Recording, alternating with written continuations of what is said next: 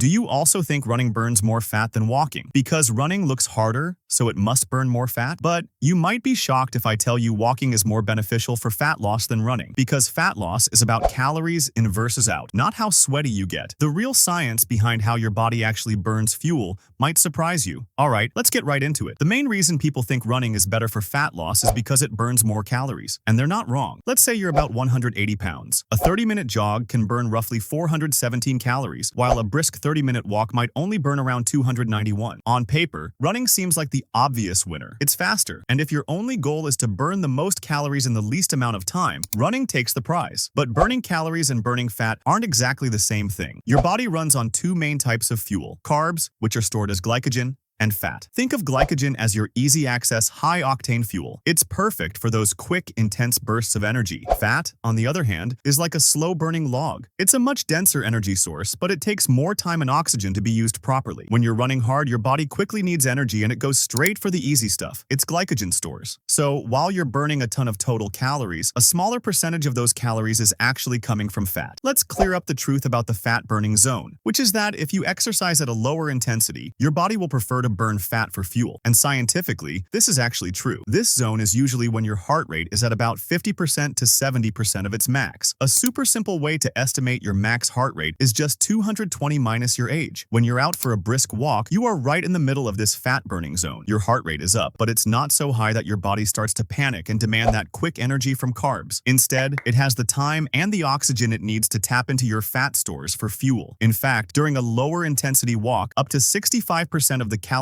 you burn can come from fat. During a high-intensity run, that number can drop to 45% or even less. So, case closed, right? Walking is better. Well, not so fast. The fat-burning zone has one big catch. While you are burning a higher percentage of fat, the total number of calories you burn is lower. It's the classic tortoise and the hare story. That walk might burn more fat as a percentage, but the run still burns more total fat simply because it burns way more total calories. At the end of the day, weight loss does come down to being in a calorie deficit.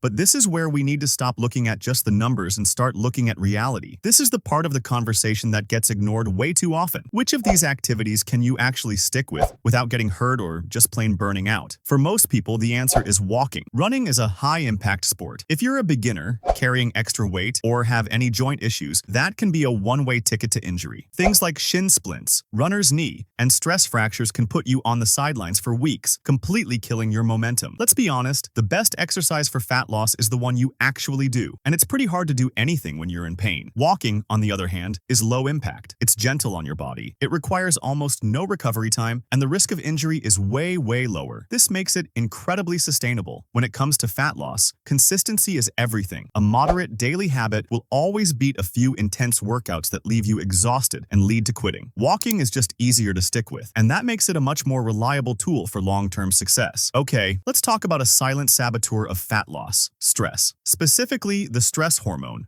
cortisol. All exercise is a form of stress on the body. When you do something really intense like running, your body releases a big hit of cortisol to get you the energy you need. In small doses, that's totally fine. It's part of how we get stronger. The problem is, most of us are already stressed from work, life, and not enough sleep. When you pile intense cortisol-spiking workouts on top of an already stressed-out system, your cortisol levels can stay high all the time. This is a disaster for fat loss. Chronically high cortisol is directly linked to a bigger appetite, cravings for junk food, and, worst of all, storing more visceral fat, which is that dangerous fat that builds up around your organs in your stomach. And this is another area where walking just shines. A gentle or brisk walk has actually been shown to lower your cortisol levels. Going for a 20 or 30-minute walk can calm your nervous system and help get your hormones back in balance. If you're already a stressed-out person, walking isn't just a good option. It might be the only option that works with your body instead of against it. So, after all of that, what's the final result? Is it walking or running? The truth is, it shouldn't be an either-or debate. The best strategy is the one that's built for you, your body, and your life. Think of walking as your foundation. Use its low-impact, stress-reducing benefits